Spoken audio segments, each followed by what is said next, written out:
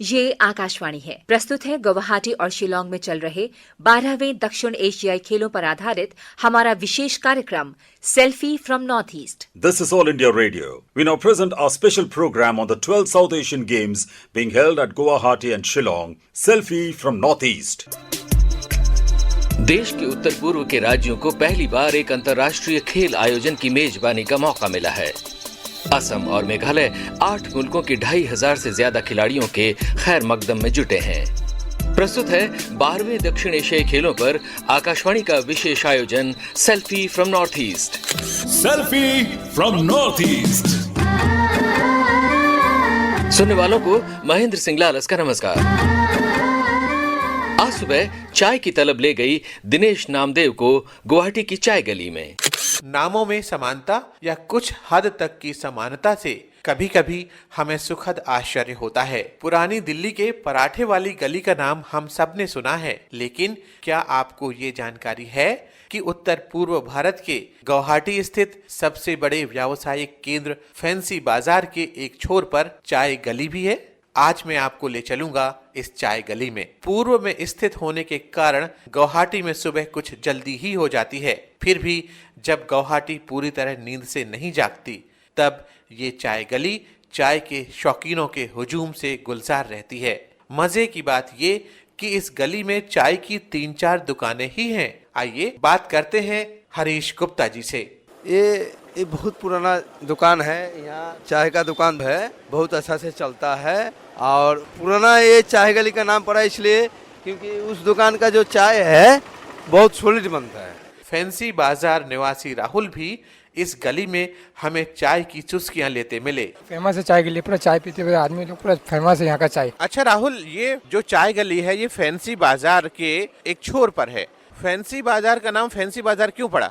पहले फांसी पर बोलता रहा, जेल था ना, सबने फांसी देता रहा आदमी लोग को, इसीलिए। अच्छा, आपके कहने का मतलब ये है कि पहले जेल होने के कारण यहाँ फांसी दी जाती थी, इसलिए फांसी बाजार था, और ये फांसी बाजार से होते होते अब फैंसी बाजार बन गया। चाय गली स्थित सबसे ज्यादा भीड़ भाड़ वाली दुकान के संचालक बबलू से भी हमने इतनी ज्यादा चाय बिक्री का राज जानना चाहा। चाय गली में चाय की दुकान हो गया 40 साल के आसपास हो गया। 40 साल। जब आपके पिताजी ने ये दुकान खोली होगी? हाँ, पिताजी ने खोली। तो मैं देख रहा हूँ सबसे ज्यादा भीड़ आपकी दुकान में है चाय पीने वालों की।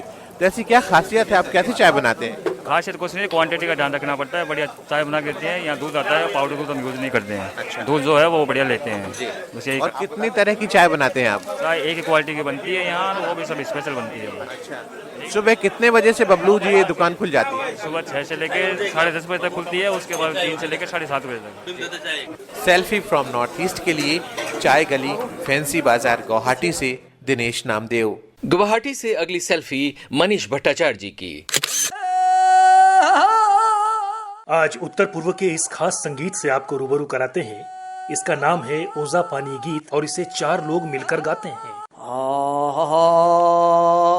फोक एंड ट्रेडिशनल फॉर्म है असम के, और इसमें ये लोग महाभारत, रामायण या पुराण का जो कथाएं हैं वो कथा गा के सुनाते हैं।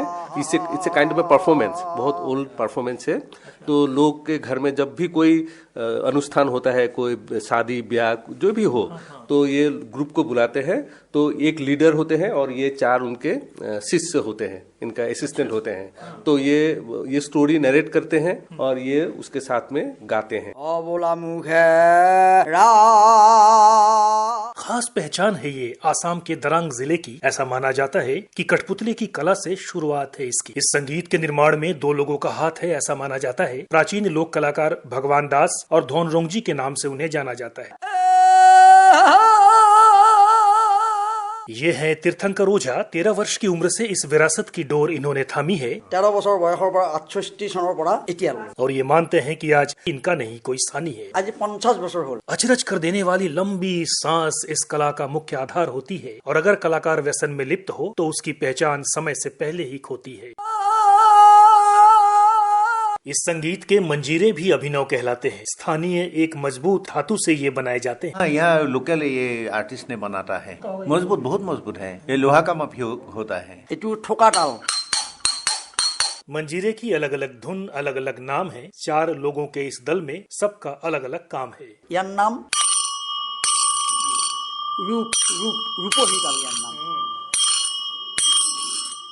जिस कला ने इतने सालों तक अपना वजूद अक्षुण्ण बना रखा है, उसे किसी भी रिमिक्स और कृत्रिम वाद्य की आंधी डिगा नहीं पाएगी। इस उम्मीद के साथ आसाम के ओजापाली कलाकारों के बीच मैं मनीष भट्टाचार्य। प्रतुल जोशी लाए हैं शिलोंग से ये सेल्फी।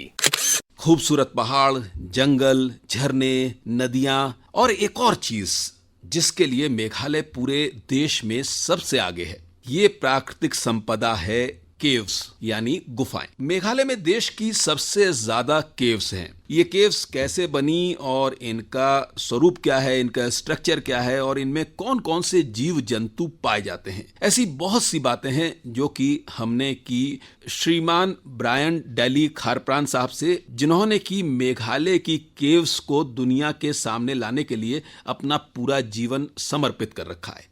पिछले 25 वर्षों से आप इस दिशा में काम कर रहे हैं।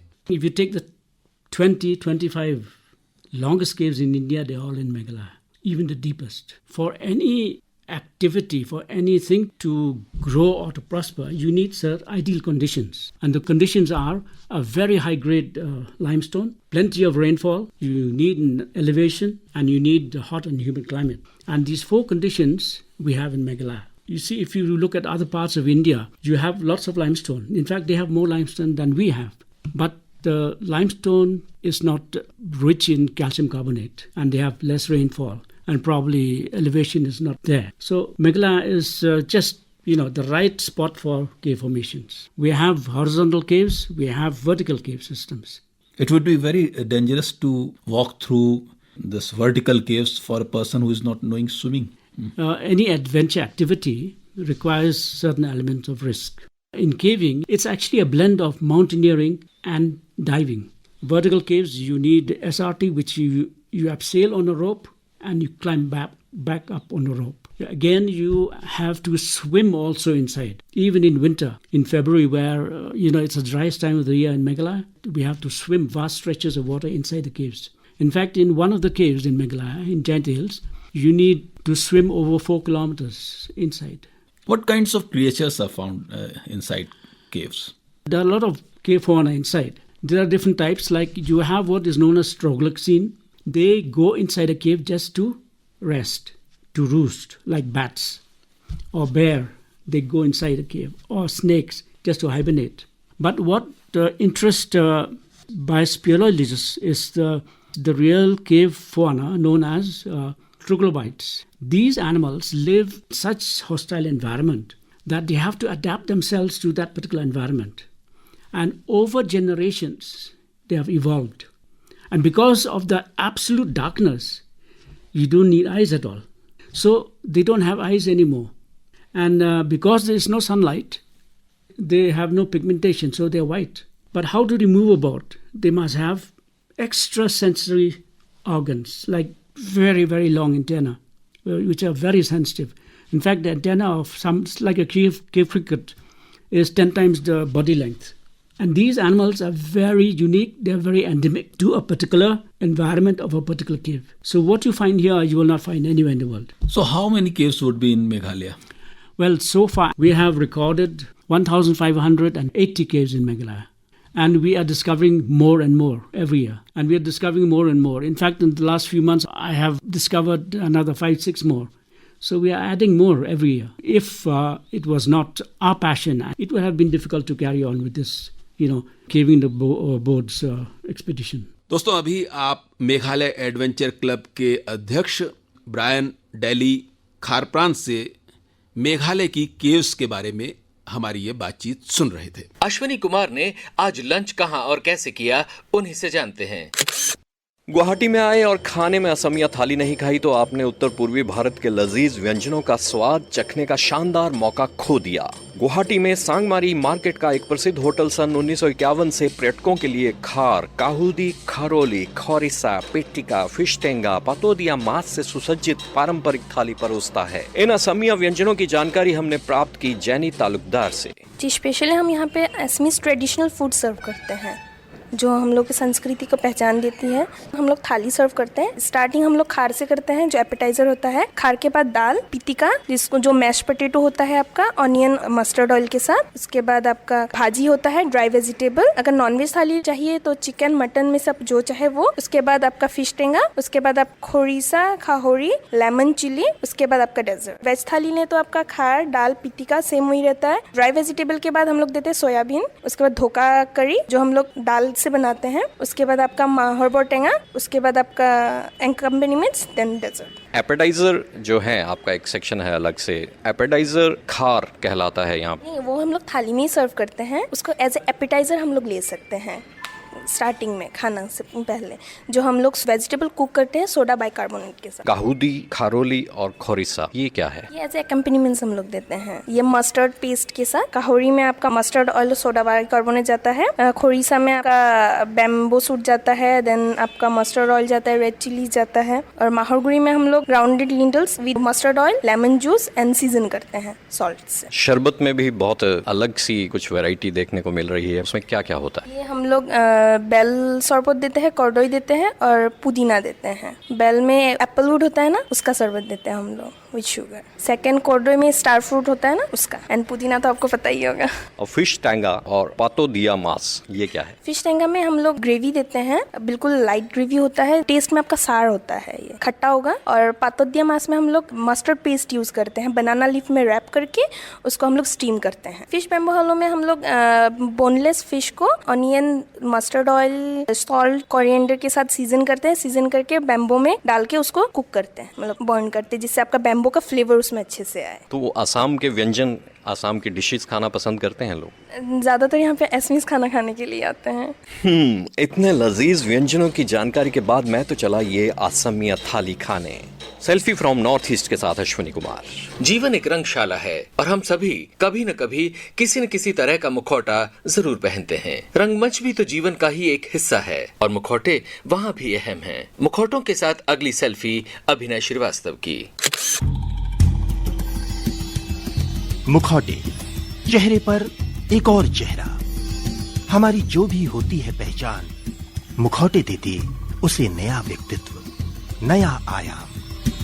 नाट्य, नृत्य आदि दृश्य कलाओं में मुखौटे प्रस्तुतियों को एक नया बिंब प्रदान करते हैं। असमिया संस्कृति और परंपरा के आधार तत्व माने जाने वाले मुखौटों को मुखा कहते हैं। मुख्यतः इनका उपयोग असमिया लोक मिथकों और श्रुतियों पर केंद्रित रंगमंच और भावना की प्रस्तुतियों में होता है। पारंपरिक असमिया मुखौटे टेराकोटा, लकड़ी, बांस और धातु से निर्मित होते हैं। मुख्यतः ये स्थानीय देवी देवताओं, ऐतिहासिक पौराणिक पात्रों का प्रारूप होते हैं। असम में स्थित विश्व के सर्वाधिक बड़े नदी द्वीप माजुली के चमागुरी सत्र के निवासी हेमचंद्र गोस्वामी को इस कला के लिए संगीत नाटक अकादमी पुरस्कार से सम्मानित किया गया है।